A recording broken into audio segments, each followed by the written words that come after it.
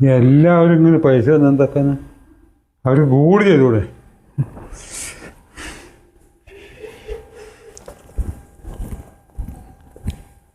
നീ അങ്ങോട്ട് രാവിലെ തന്നെ ബാഗ് കൊടുത്തത്? നിങ്ങളല്ലേ എടുത്ത് ഇന്നലെ പറഞ്ഞത് ഭക്ഷണമൊക്കെ മഴയായിട്ട് ചൂടാറി പോകുന്നു, നീ ചൂടാറാത്ത പാത്രം എന്തെങ്കിലും മേടിച്ച് ഭക്ഷണമൊക്കെ ആക്കി വെക്കുന്നുള്ളത്.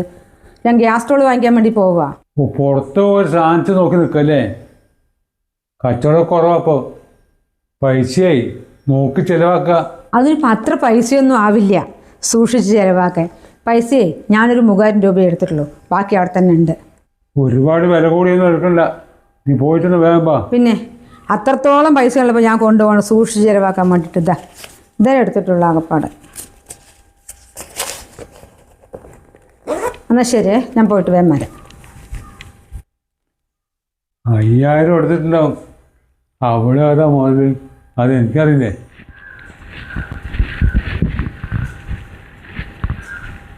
ഏട്ടനുണ്ട്.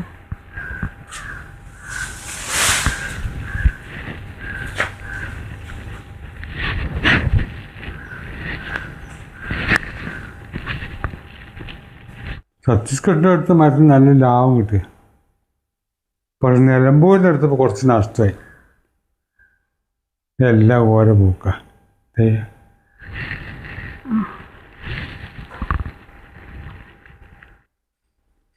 രമിയോ, നീ എന്താ വിളിച്ചതും പറയാണ്ട് വരുന്നത്? ഞാൻ കുറേ വിളിച്ചു രാവിലെ ഏട്ടനെ, പക്ഷെ ഫോൺ എടുക്കുന്നില്ല. അപ്പം എന്തായാലും വീട്ടിലുണ്ടാകുന്ന പറഞ്ഞ് ഞാൻ വന്നതാ. നീയായിരുന്നു രാവിലെ വിളിച്ച്? ഞാൻ പണിക്കാരോട് മൊബൈൽ സംസാരിക്കുക. എന്താ കാര്യം? ഏട്ടൻ തിരിച്ചു വിളിക്കുമ്പോൾ ഞാൻ കുറേ നേരം നോക്കി, പിന്നെ തിരിച്ച് വിളിച്ചുമില്ല. പിന്നെ അതാ ഞാൻ വന്നത് ഏട്ടാ. മാധവേട്ടൻ്റെ കാല് നല്ല വേദന, ഇന്നലെ രാത്രി മുഴുവനും ഉറങ്ങിയിട്ടില്ല. മാധവേട്ടൻ്റെ കാല് സുഖമില്ലേ? എന്നെ കാണാനല്ലേ വേണ്ട, ഡോക്ടറെ പോയി കാണില്ല. ഏട്ടാ പൈസ ഇല്ല ഡോക്ടറെ അടുത്തേക്ക് പോകാൻ. ഒരു 1500 രൂപ വാങ്ങാൻ വേണ്ടി ഞാൻ വന്നതാ. തരുമോ ഏട്ടാ ഉണ്ടെങ്കിൽ? 1500 രൂപ ആയിട്ടേ 500 രൂപ എൻ്റെ കയ്യിൽ എടുക്കാനില്ല. ഞാൻ മരോടൊക്കെ എന്താ ചെയ്യാൻ വേണ്ടി നിൽക്കുക? കഴിഞ്ഞ മാസം ഡോക്ടറെ അടുത്ത് കാണിക്കാൻ പറഞ്ഞതാ, അപ്പോഴും പൈസയൊന്നും ഇല്ലാണ്ട് പോയില്ല. ഇതിപ്പോൾ ഇത്രയും ആയില്ലേ, ഈ മാസം 10-15 ആയില്ലേ. ഒന്നുകൊണ്ട് കാണിക്കാൻ വേണ്ടിയിട്ട് ഞാൻ എവിടെന്നെങ്കിലും കിട്ടിയാൽ തിരിച്ചു കൊണ്ട് തരാട്ടെ. എങ്ങനെയെങ്കിലും ഒന്ന് ആരോടെങ്കിലും വാങ്ങിച്ചെങ്കിലും തരാൻ പറ്റുമോ? നിനക്ക് പല ഭ്രാന്തുണ്ടോ? നിന്റെ വർത്താനം സുഖമില്ലാതെ ഞാൻ നിനക്ക് കടമായി തരുന്നില്ലേ? ഈ ഷോപ്പിൽ പണിക്ക് പോകുന്നില്ലേ? ആ പൈസ എന്ത് ചെയ്യണോ? ഏട്ടാ അത്ര വലിയ ഷോപ്പൊന്നും അല്ലല്ലോ അത്. നമ്മുടെ മുൻപിൽ ചെറിയൊരു പെട്ടിക്കട പോലത്തെ പീടിയല്ലേ. അത് കുറച്ച് പച്ചക്കറിയും നാരങ്ങ വെള്ളവും എന്തൊക്കെയോ അവർ വെച്ചിരിക്കുകയല്ലേ.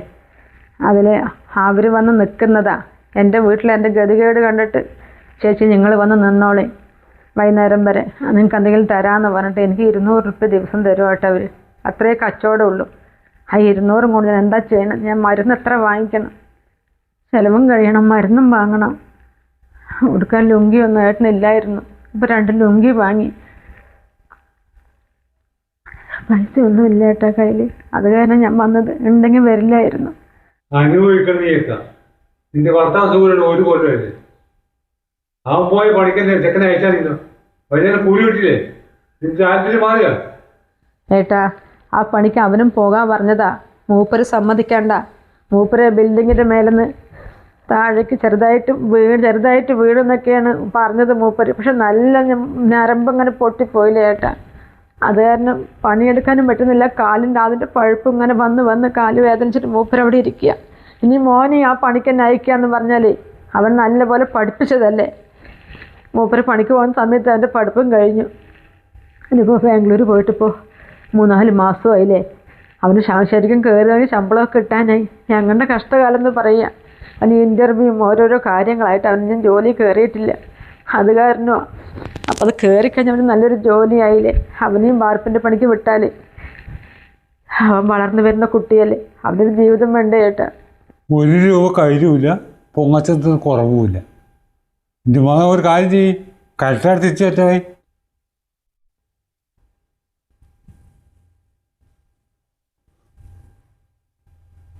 ഏട്ടാ ഏടത്തിയമ്മയുടെ അവളുടെ വീട്ടിൽ പോയാ 2 ദിവസമായി പോയിട്ട്. ഇവിടെ ഒന്നും ഉണ്ടാക്കിയിട്ടില്ല, ഞാൻ പുറത്തുനിന്ന് കഴിക്കില്ലേ. എനിക്കൊന്നും വേണ്ട ഏട്ടാ. ഞാൻ എത്ര നേരം പുറത്ത് കാണാതിരുന്നപ്പോൾ ചോദിച്ചു എന്നേ ഉള്ളൂ. അന്നാ നീ വെക്കുമോ?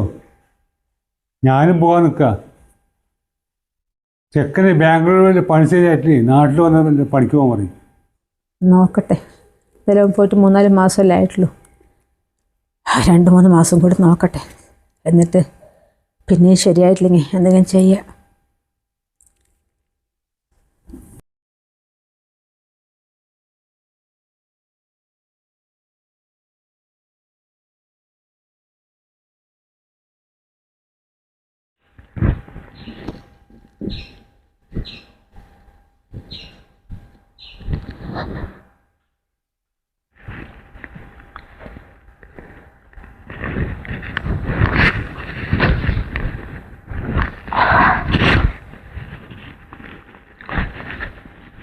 ഒരു പോലെ പോവല്ല കൊഴിഞ്ഞു പോയി. ഇപ്പൊ അടുത്ത പോലെ എന്തായാലും റെഡി ആർക്കറിയാ. ഗേറ്റൊക്കെ തുറന്നിട്ടിരിക്കുന്നു. വാതിലോ ആ ഏട്ടാ മേലെയാ? എന്ത് നോക്കി നിൽക്കുക? ഓ അത് ശരി. അപ്പൊ തെങ്ങിലേക്ക് നോക്കി നിൽക്കുകയാണല്ലേ? തെങ്ങ് വിളിച്ചിട്ടുണ്ടല്ലേ ഏട്ടാ? ആ ഞാൻ വരുന്ന വിലക്ക്. എന്തായാലും 3 വർഷം ആകുമ്പോഴേക്കും അവർ പറഞ്ഞത് കറക്റ്റ് ആയില്ലേ ഏട്ടാ? തെങ്ങ് വിളിച്ചല്ലോ. പിന്നെ ഞാൻ വന്ന് എന്തറിയോ, ഒരു അത്യാവശ്യ കാര്യം പറയാൻ വന്നതാ. ഒരു കാര്യം പറയാൻ വന്നു. എന്താ കാര്യം പറയും? 3-ാം തീയതി നമ്മുടെ കാറ് മാറ്റി പുതിയൊരു കാർ എടുക്കാൻ വേണ്ടി പോകുന്നുണ്ട്. ഏട്ടനും പറഞ്ഞു, അത് പറയാൻ വേണ്ടി വന്നത്. കാറില്ലേ ഉള്ളത് മാറ്റി പുതിയ എടുക്കണ? അതിന്റെ ആവശ്യമുണ്ടോ? അതല്ല ഏട്ടാ, അടുത്ത വർഷം നന്ദു വരില്ലേ ഗൾഫിൽ നിന്ന്. അവൻ വന്നു കഴിഞ്ഞിപ്പോ പെണ്ണ് നോക്കാനും കാര്യങ്ങളൊക്കെ സമയമായില്ലേ, അതിനൊക്കെ പോകേണ്ടതല്ലേ. അപ്പോൾ ഒരു പുതിയ കാറിന് ഇരുന്നോട്ടെ എന്ന് പറഞ്ഞിട്ടാ. അവൻ വിളിച്ചു പറഞ്ഞതാ അമ്മ പുതിയ കാർ എടുക്കാന്ന്. അപ്പൊ ഞാൻ ഏട്ടൻ്റെ അടുത്തൊന്ന് പറഞ്ഞതാ. പിള്ളേരുടെ ഇഷ്ടമല്ലേ, നടക്കട്ടെ. അമ്മാവനും സഹായിച്ചാൽ വേണ്ടി പരിപാടി ഉണ്ടോ? ഞാൻ 1.5 ലക്ഷം രൂപ തരാം. അയ്യേ പൈസ ഒന്നും വേണ്ടേ, പൈസയൊക്കെ ഉണ്ട്. ആ കാറിനുള്ള പൈസ മുഴുവൻ അവൻ തന്നെ അന്വേഷണുണ്ട്. പിന്നെ ഞങ്ങളെന്തെങ്കിലും അവർ സഹായിച്ചു കൊടുക്കും, അത്രേ ഉള്ളൂ. പിന്നെ രമേശ് വന്നിട്ടുണ്ടായിരുന്നു ഇവിടെ. നീ എങ്ങനെ അറിഞ്ഞു? അവിടെ വന്നോ? എൻ്റെ അടുത്ത് 1500 രൂപ ചോദിച്ചതാ, ഞാൻ കൊടുത്തില്ലേ? എന്റെ അടുത്തൊന്നും വന്നില്ല. ഞാൻ വരുമ്പോഴേ അനിത പറഞ്ഞതാ രമേശ് വന്നു പോകുന്നുണ്ടെന്നുള്ളത്. എന്റെ അടുത്ത് എന്താണെന്ന് അറിയില്ല. വരുന്നുമില്ല, പോകുന്നില്ല, എന്നെ വിളിക്കുന്നുമില്ല. ആർക്കെന്തോ എനിക്കെന്താ നഷ്ടം? അതെന്തെങ്കിലും ആയിക്കട്ടെ. നീ വല്ലതും കഴിച്ചോ? വേർത്തിന് വഴിയില്ല കേട്ടോ, ടൗണിൽ പോരാ. ആ ഞാൻ വിളിച്ചിട്ടുണ്ടായിരുന്നു. അപ്പൊ ടൗണിലാണ് ഞാൻ വന്നുകൊണ്ടിരിക്കുകയെന്ന് പറഞ്ഞു. എന്താ എന്ത് ഗ്യാസ് സ്റ്റോൾ ഒന്ന് വാങ്ങിക്കാൻ പോകുന്നത് അല്ലേ? ആരെങ്കിലും പറഞ്ഞിട്ടുണ്ടായിരുന്നു. പിന്നെ ഏട്ടൊന്നും കഴിച്ചില്ല എത്ര നേരം? എന്നാ താഴേക്ക് നടക്ക്, ഞാൻ വരുന്നു. ചോറ് വേണ്ടി പോട്ടെ, ഞങ്ങൾക്ക് ബിരിയാണി ഓർഡർ ചെയ്യാം. എനിക്ക് ബിരിയാണി ഒന്നും വേണ്ട ഏട്ടാ. ഞാൻ നല്ല പച്ചക്കറി ചോറൊക്കെ ഉണ്ടാക്കി വെച്ചിട്ടുണ്ട്. അന്ന് ഏട്ടൊരു കാര്യം ചെയ്യാം, അങ്ങോട്ടോ ഭക്ഷണം കഴിക്കാം. ഇവിടെ ഏടത്തെ മീനില്ലാത്തതല്ലേ? എന്നപ്പോ നീ വെക്കോ. ഇവിടെ മീൻ കറി ഉണ്ടാക്കി വെച്ചിട്ടാണ്, ഞാൻ കഴിക്കാം.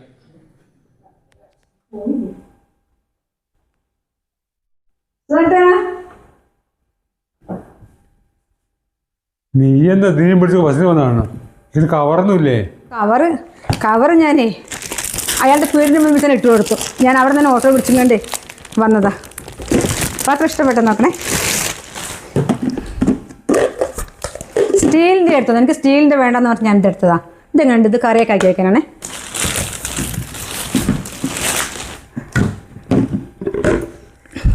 ഇതാ. പിന്നെ രമ വന്നിട്ടുണ്ടായിരുന്നു 1500 രൂപ കടന്നു വയ്ക്കാൻ.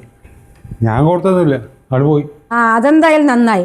1 ലക്ഷം കൊടുത്ത് കാണിച്ചിട്ടുണ്ടെങ്കിലേ ഇതന്നെ പതിവ് എന്ന് പറഞ്ഞിട്ട് ഇങ്ങനെ വന്നുകൊണ്ടിരിക്കും. മോനെ വലിയ കാര്യത്തിൽ ബാംഗ്ലൂർ പണിക്കൊക്കെ ജോലിക്കൊക്കെ അയച്ചതാണല്ലോ. എന്താ പണിയൊന്നും ആയില്ലേ അവിടെ? ചെക്കന് പണിയൊന്നും ആയിട്ടില്ല. ഞാൻ തിരിച്ചു വിളിച്ചിട്ടേ വാർപ്പിൻ്റെ പണിക്ക് പറഞ്ഞു വിടും എന്ന് പറഞ്ഞാൽ.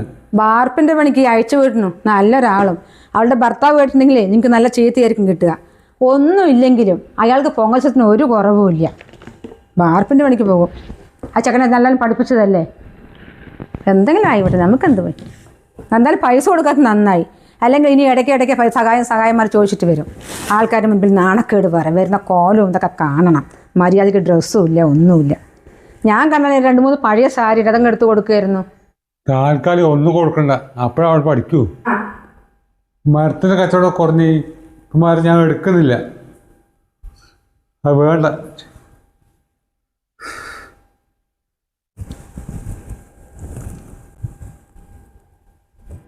നീയോ? ഏട്ടൻ പേടിക്കൊന്നും വേണ്ട. ഞാൻ പൈസ കടം ചോദിക്കാൻ വന്നതൊന്നുമല്ല. ഞങ്ങൾ പുതിയ വീടെടുത്തു. ആ പാല് കാച്ചലിന് ക്ഷണിക്കാൻ വേണ്ടി വന്നതാ. 1.5 വർഷം നീ ഇവിടുന്ന് പോയിട്ട് വിളിക്കലും പറിച്ചിലൊന്നുമില്ലല്ലോ, പിന്നെ അറിയാനാ? അതിന് ഏട്ടൻ ഞാൻ വിളിച്ച് എടുക്കുമൊന്നുമില്ലല്ലോ, പൈസക്കായിരിക്കും പറഞ്ഞിട്ട്. പിന്നെ ഞാനെന്തിനു വെറുതെ വിളിച്ച് നാണം കിടന്ന്. പിന്നെ അന്ന് ഇവിടെ വന്നിട്ട് ഏട്ടനടുത്ത് 1500 രൂപ ഞാൻ ചോദിച്ചിട്ട് പോയില്ലേ, അതിന് ഒരുപാട് ഗതികെട്ടായിരുന്നു ഏട്ടൻ വന്നത്. അത്രയും മാധവട്ടം കാൽ സുഖമില്ലാണ്ട് അവിടുന്ന് കിടന്ന് കരച്ചിലായിരുന്നു. അയൽക്കാരാകുന്നത് സഹായിച്ചു. ഞാൻ അവരോട് ചോദിക്കേണ്ടെന്ന് പറഞ്ഞ് ഞാൻ ഏട്ടൻ്റെ അടുത്ത് വന്നത്. ഏട്ടൻ്റെ അടുത്ത് പൈസ ഉണ്ടെന്നും എനിക്കറിയാം, പക്ഷേ ഏട്ടൻ തന്നില്ല. അത് സാരമില്ല, പക്ഷെ ഒരു നാട്ടുകാർക്ക് ചെയ്യുന്നൊരു ഉപകാരങ്ങളും ഒരു പെങ്ങളായി എനിക്ക് ചെയ്യും വിചാരിച്ചേട്ടാ. അന്ന് ഞാൻ ഒരുപാട് വേദനിച്ചു. അന്ന് എൻ്റെ അടുത്ത് ഉണ്ടായിരുന്നില്ല ആയിക്കോട്ടെ. അത് സാരമില്ല, ഞാനന്ന് വീടെത്തുമ്പോഴേക്കേ ആൾക്കാർ ഇതുപോലെ തന്നെ ആൾക്കാർ നല്ലൊരു സഹായം ചെയ്തു. മാധവേട്ടനെ എടുത്തിട്ട് പോയി നല്ലൊരു ഹോസ്പിറ്റലിൽ കൊണ്ട് കാണിച്ചു. അതിൻ്റെ 2 ദിവസം കഴിഞ്ഞ് എൻ്റെ മോന് ജോലി ശരിയായി. അപ്പം മാധവേട്ടൻ്റെ കാല് സുഖമായി. ആ 1 മാസം കൂടി കഴിഞ്ഞതും കാല് നല്ലപോലെ മാറ്റം വന്നു, നല്ല നെളിച്ച് നടക്കാൻ തുടങ്ങി. പിന്നെ എൻ്റെ മോൻ നല്ലൊരു ശമ്പളത്തിൽ തന്നെ ജോലിക്ക് കയറിയിട്ട് ഏട്ടാ, വാർപ്പിൻ്റെ പണിക്കുന്ന എൻ്റെ മോന് പോകേണ്ട വന്നില്ല. ഇപ്പോൾ എൻ്റെ മാധവേട്ടൻ സ്വന്തമായിട്ട് കോൺട്രാക്ട് എടുത്തിരിക്കുക. ആൾക്ക് പണിയെടുക്കാനും കാലിപ്പോൾ അത്രയെങ്കിലും പണിയെടുക്കാനും മേലെ കയറാനും പണിയെടുക്കാനൊന്നും പറ്റില്ല. പക്ഷേ ഇപ്പോൾ മൂപ്പൻ്റെ കീഴിൽ ഒരുപാട് ആൾക്കാർ പണിയെടുക്കുന്നുണ്ട്. നല്ലൊരു കോൺട്രാക്ടറാണ് മൂപ്പർ തന്നെ. അപ്പോൾ ഞങ്ങൾക്കുള്ള വീട് കെട്ടിയത് നല്ല 2 തട്ട് വീടെടുത്തു. താഴെ 2 റൂം, മേലെ 2 റൂം. അപ്പം എൻ്റെ മോൻ വന്നിട്ടുണ്ട്. ഞങ്ങൾ കാറും വാങ്ങിച്ചു, അവൻ കാറിലുണ്ട്. പക്ഷെ വീടിന് കടമൊന്നുമില്ല. നന്നായി, അത് നന്നാകണം. കാറും വാങ്ങിയോ? ആ കാറും വാങ്ങി, പക്ഷെ വീടിന് കടമൊന്നുമില്ല. കാറിന് കുറച്ച് കടമാണ്, പാതി പൈസ കൊടുത്തിട്ടുള്ളൂ. അതിന് എൻ്റെ മോൻ അങ്ങ് അടച്ചു കൊടുത്തോളും. എന്തായാലും ഏട്ടൻ പാല് കാച്ചലിന് വാ. പിന്നെ ബിന്ദുവിൻ്റെ അവിടെ ഒന്ന് കയറണം. അതെന്താ അവർ കാറിന്ന് ഇറങ്ങിക്കൂടെ? ഇങ്ങോട്ടൊന്ന് വന്നുകൂടെ അതിന്? അതിൻ്റെ ആവശ്യമില്ലെന്ന് എനിക്ക് തോന്നി. അതാണ് ഞാൻ എൻ്റെ മോനെ ഇങ്ങോട്ട് കൂട്ടാത്തത്. പിന്നെ ഞാൻ പോകട്ടെ. നിൽക്കുന്നത് എന്തെങ്കിലും കഴിച്ചിട്ട് പോ, ആളിപ്പ് വരും. വേണ്ട ഏട്ടാ, എനിക്കൊന്നും കഴിക്കാൻ വേണ്ട. അന്ന് ഞാനേ ഈ 1500 രൂപ ഏട്ടനടുത്ത് കടം വാങ്ങാൻ വന്ന സമയത്തേ ഞാൻ ഏട്ടന് ഇതാക്കാൻ വേണ്ടി പറഞ്ഞു തന്നെ പറയല്ല കേട്ടോ. ആ സമയത്ത് ഞാൻ രാവിലെ വീട്ടിൽ നിന്ന് വെള്ളം പോലും കുടിച്ചിട്ടില്ലായിരുന്നു. ഏട്ടനിവിടെ എന്താ പറഞ്ഞത്? ഏട്ടത്തിയമ്മ പോയിട്ട് 2 ദിവസമായി, ഇവിടെ ഒന്നും ഉണ്ടാക്കിയിട്ടില്ല എന്നുള്ളതല്ലേ. എൻ്റെ അടുത്ത് പോകുമ്പോൾ പറഞ്ഞു, വത്സല പറഞ്ഞു, നിൻ്റെ ഏട്ടത്തിയമ്മ എന്തോ ടൗണിലേക്ക് ഇപ്പോൾ പോയേ ഉള്ളൂ എന്ന്. അതൊന്നും ഞാൻ മനസ്സിൽ വെച്ചിട്ടില്ല. മനസ്സിൽ വെച്ചാണ് ഇപ്പോൾ ഇവിടെ വരില്ല ഏട്ടൻ്റെ അടുത്ത്. അത് കാരണം എനിക്കിപ്പോൾ ഒന്നും വേണ്ട. ഞങ്ങൾ പോകുമ്പോഴേ ഹോട്ടലിൽ നിന്ന് ബിരിയാണി കഴിച്ചിട്ട് പോവാം. എന്നാൽ ശരി ഏട്ടനെ, ഏട്ടത്തെ വന്നാൽ പറഞ്ഞാൽ മതി കേട്ടോ. ഏട്ടൻ പറ്റുകയാണെങ്കിൽ 2 ആളും കൂടി അങ്ങോട്ടേക്ക് വരും.